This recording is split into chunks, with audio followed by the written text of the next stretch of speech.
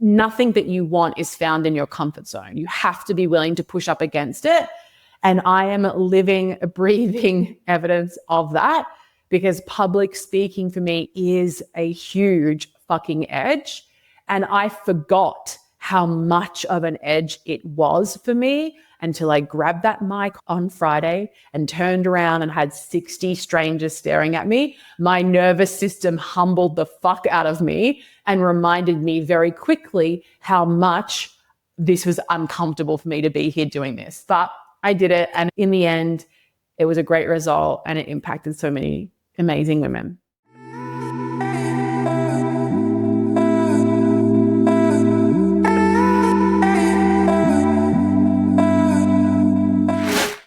Welcome to the She Who Dares podcast. I'm your host, Krystal Wilson, the founder of She Who Dares. I'm a specialized breakthrough and mindset coach, business mentor, online course creator, and your number one no BS hype woman.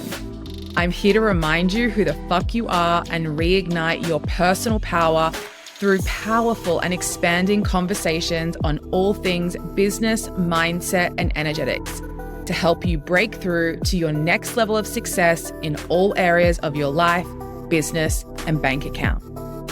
Each episode is designed to expand your mind, shift your identity, raise your frequency, as well as give you success strategies to help you step into your highest, most powerful, abundant, successful, and magnetic you.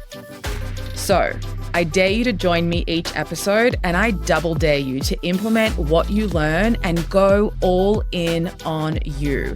All in on your life, your business, your success. Because if you do, like so many of my She Who Dares clients and students, you will become everything that you know deep down you can be. Ready? Let's friggin' do this.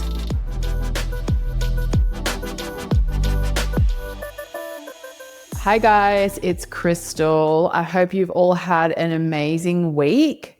We are back with another episode.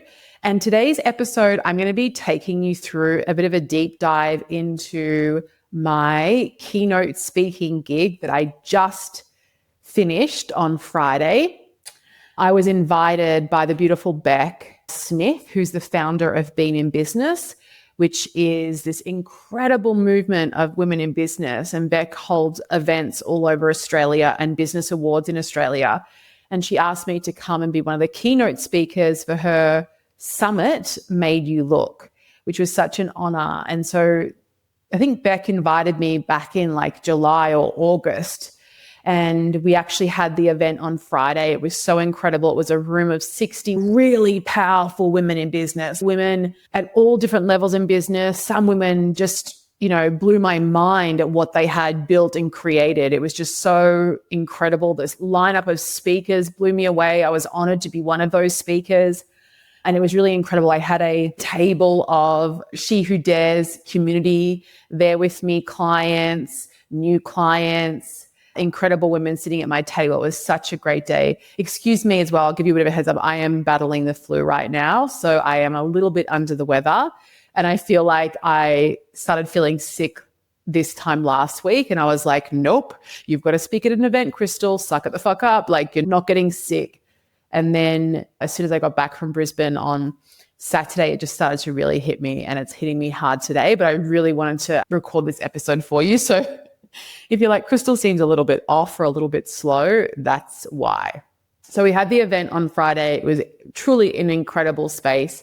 Such an honor to speak at this event in front of all of these women. But I want to just share with you just some of the things that were coming up for me.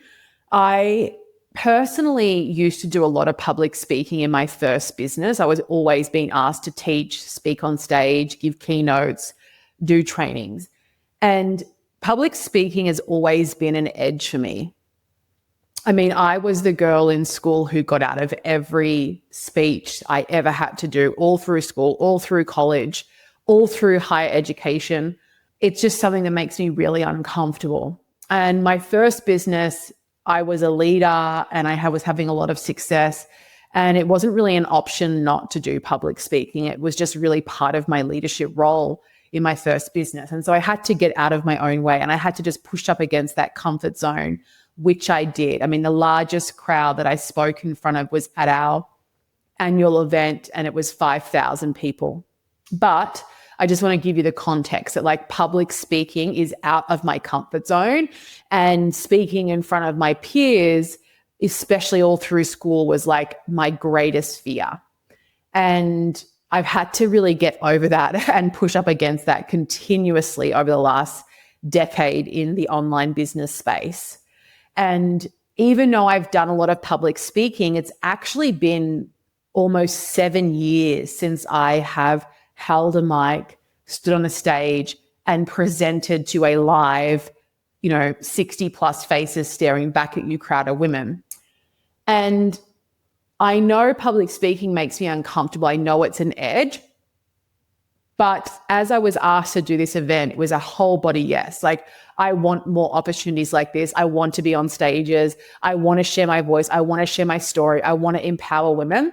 And being on stages and talking at other people's events or talking at my own live events is something that I'm very much wanting to do more of and wanting to call in more opportunities like that. So when Beck asked me, it was a whole yes. Like, I didn't even think about, being uncomfortable. I just was like, what a great opportunity. What an honor to be asked. I would absolutely love to do it. So I said yes.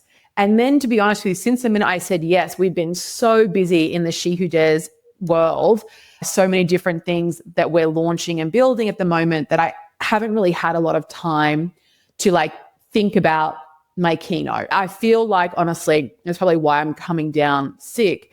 It feels like since June, July, August and September that I've just been running a marathon nonstop, working a lot and putting in a lot of hours. There's a lot of amazing, incredible things coming in the business, and I've just been putting in a lot of time to execute those things. So I haven't had a lot of time to think about the keynote, which is fine. And then it was finally last week where we had to have our slides in. So when I locked in to think about, okay, what do I want to teach these women? I knew it was going to be around that deeper identity work of like stepping into the woman who is really creating the money, the business, the success that we want, that next level of impact and income. I really wanted to take the learnings from the laws, the She Who Dares laws, which I taught in the challenge, and make that part of my presentation. So that's basically what my presentation was. It was called Build the Woman, Build the Business, which is the cycle of success. And my philosophy in business is like, every new level of success requires us to upgrade our identity, upgrade who we are being. And that was the kind of essence of my keynote.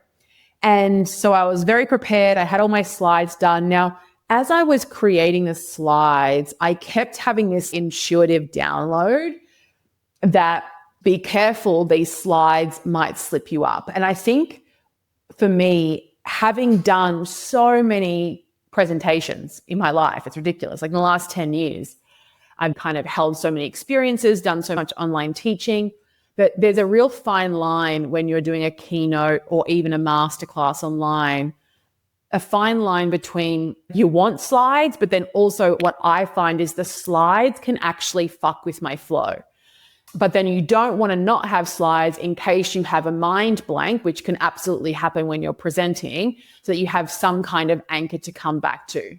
So as I was creating the slides and I handed them in to Beck, my biggest thing that kept coming up for me was like, I was really worried that the slides were going to be the thing that fucked up with my flow, that was going to fuck up my presentation. Anyway, so then on the day, I'm feeling a little bit nervous, but excited. But then I get into the room and I really then, for the first time, I get to see such a variety of women who have actually purchased tickets to this event. And Beck actually sold out twice VIP spots this event. So really powerful women in business who have been in business a long time, who have built a lot of success. And so it's just really interesting. The first thing that came up for me is walking into that room, seeing who was here and realizing that, wow, I'm quite young and I'm quite in my infancy. A lot of these women have been in business a really long time. And so first up, that made me maybe a little bit of doubt trickled in, a little bit of like, ooh, I'm younger and I am probably, even though I've been in business 10 years, I'm probably in my infancy compared to these women. And that was just the first little trickle of like a seed of doubt into my presentation. Now, what I did when that came up is I decided to look for the evidence against that, which was, well, Beck, the founder of Beam in Business, just did my challenge. She just invested the money to upgrade to my mastermind. And there was such a variety of women. And the women who had actually already done some work with me from this community had absolutely had their minds blown. And so I just tried to anchor into the truth, which is regardless of how long you've been in business, like every new level of success requires an identity upgrade. And even if you've been in business a really long time and you've had a lot of success, I have found in my years working with such a variety of women that this is the number one thing that really slows women down, is that they want all the strategy and they want to just keep moving towards their goalpost of more money, more clients, more success, and they forget about themselves on that journey. And then that will be the thing that actually ends up creating a slowness or a stagnant in their success. And so even though that doubt came up, I just reframed it. And then I ended up being the last speaker of the day, which is so interesting because my whole strategy, when I have to do something that's an edge or is uncomfortable for me, I run at it like head on. And I have no interest in jumping out of a plane. But if I ever had to jump out of a plane, I would be the first one to jump, because I'm always like, if I don't want to do it, get it done first. That's kind of like how I operate. And so when I found out I was the last speaker of the day, I was like, damn, this means that like I'm feeling really good right now. But by the end of the day, like I just got to like really work on my energy. And so we got to the end of the day after lunch and I was the last speaker, and it was just so interesting. Like I was feeling a little bit nervous, as you would expect doing public speaking, but I was feeling pretty good. I was like ready to get up there, ready to give my keynote. And it's just so interesting because as I walked up to the front of the room and was introduced by the beautiful Annette Dencham, and I was handed the microphone and I'm holding the microphone, and then I turn around and I look at the room of 60 women staring back at me. It was so interesting how immediately in that moment I was completely dysregulated. And my whole keynote went for 30 minutes, but the whole time that I was presenting, my entire nervous system, every alarm bell was going off. And I was not expecting to have such a internal and physical response to doing the keynote. I have ran so many trainings, so many masterclasses, so many workshops, so many courses. I record a podcast. I do face-to-camera content on social media. And even though it's been 7 years since I've presented to a live room of people like that in that way, it was really through me how much I felt outside of my comfort zone. And I felt very much okay until I grabbed that microphone and I turned around and everyone was staring back at me. And I just instantly felt my entire system become dysregulated. And I felt like the entire time internally, I was not able to recover. I pushed through and I kept going and I tried my very best to like bring myself back into grounded, focused, powerful energy. But internally, for that entire 30 minutes that I was presenting, my entire nervous system was completely going bonkers. And I just kept trying to recover. I kept trying to find my flow. So I'm feeling all of that physically as I'm presenting. And then I keep turning around because the way the room was set up, it wasn't super cohesive. So there's not a lot of space in the room. So I couldn't see my slides unless I physically turned my whole body to see them. And so that kept pulling me out of my flow as well, or for myself. I'm not sure how it felt for others watching. Well, I do know because I got lots of feedback afterward, which I'll tell you about in a moment. So then I would like turn around and think, oh shit, like what slide am I even on? And turn around and had to turn my whole body to look at the slide. And I would look up at my slides and I could not even read. Like I was just so dysregulated internally and so uncomfortable that every time I would look at my slides and I would try to concentrate on the words on my actual slides, I was like, fuck, this is not working. So I had to just let go of my slides, which was just so interesting. Like it was just a fascinating experience because I was not expecting to feel the level of dysregulation that I felt the minute I grabbed that mic and had to start talking.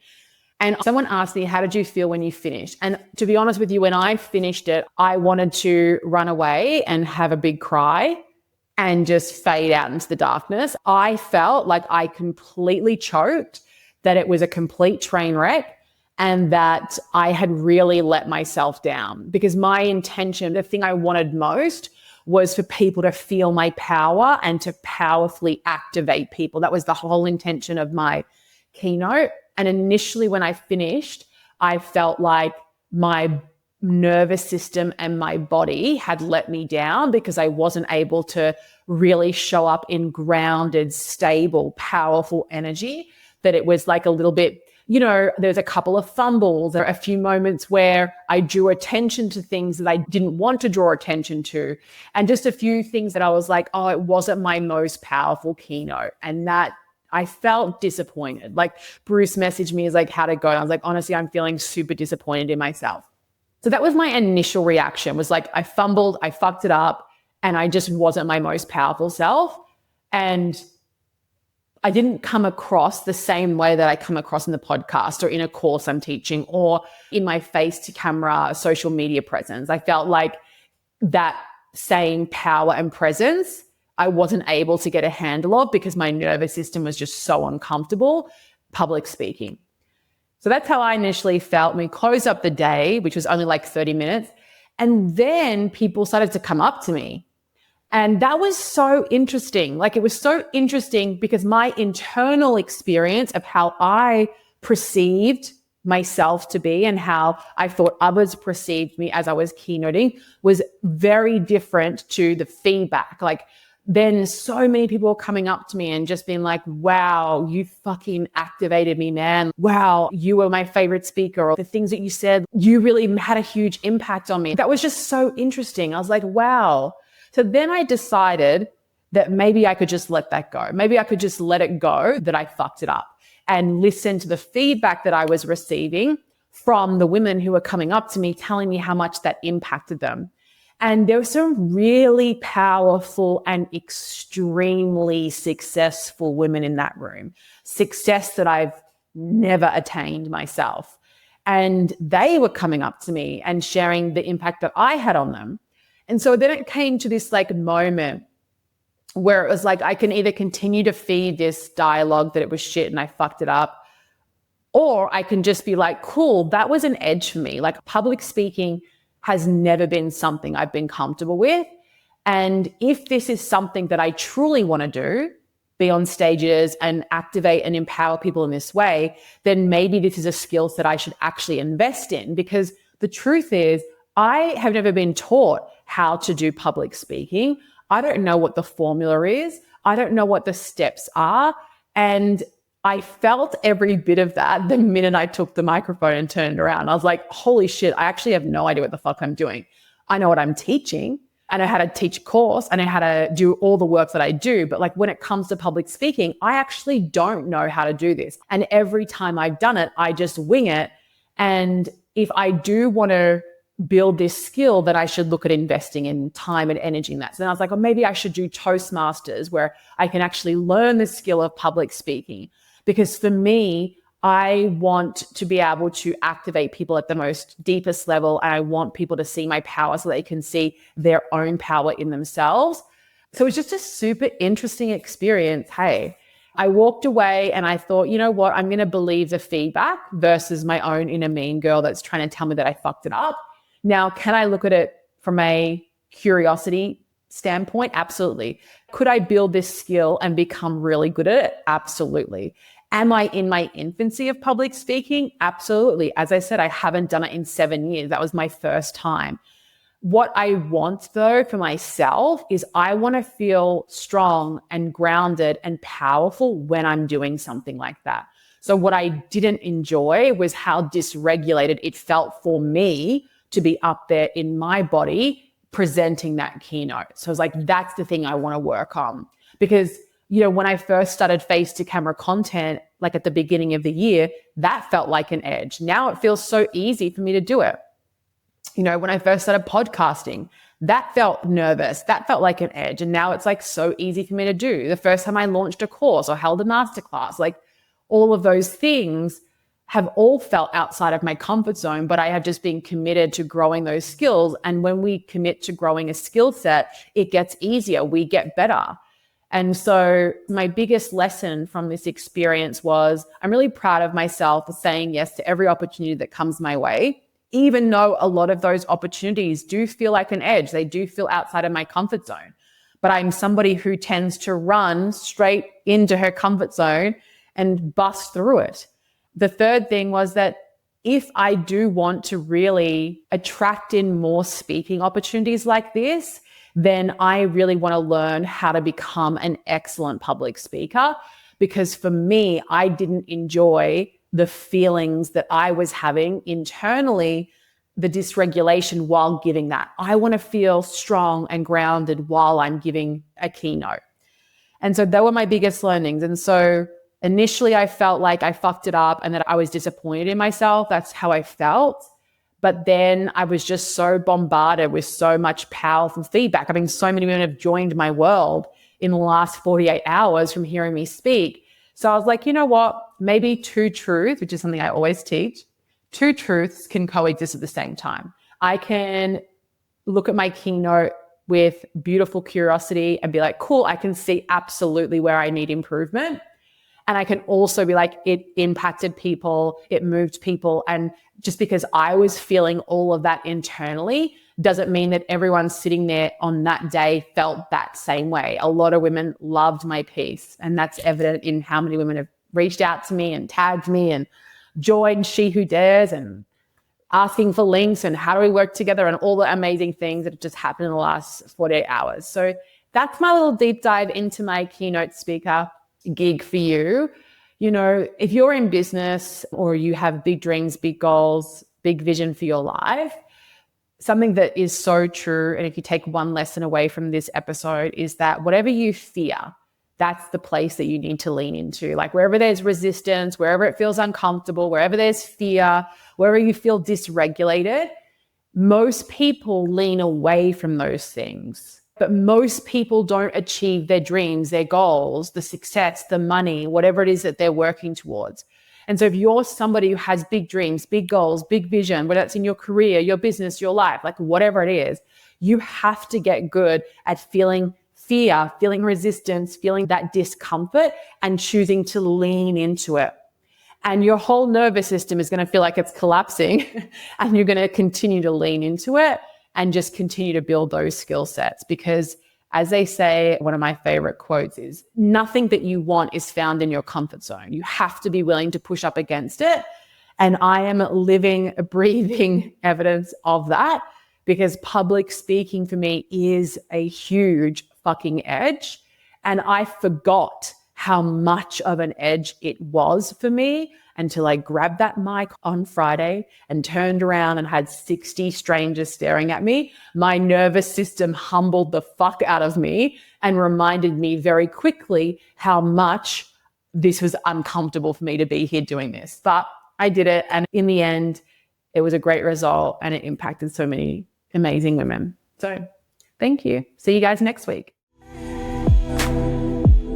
Thank you so much for joining me for today's episode. If you loved this episode, be sure to share that with me by leaving me a review, and head over to the She Who Dares official Instagram account at She Who Dares Official, hit follow, slide into my DMs and share with me the impact this episode has had on you. And before you go, I'm going to leave you with this. The universe is responding to you. It is following your lead. You are the one who has to move first. And when you do, the whole universe will move with you, because it's I lead, the universe follows. When I move, the universe moves with me. That is our official She Who Dares mantra. I want you to write it down, put it on a mirror, and I want you to remind yourself of it every day. When I lead, the universe follows. When I move, the universe moves with me. When you follow this She Who Dares mantra, you are going to unlock the magic of the universe and you are stepping into your most powerful self. I can't wait to see you for the next episode. Thanks for being here.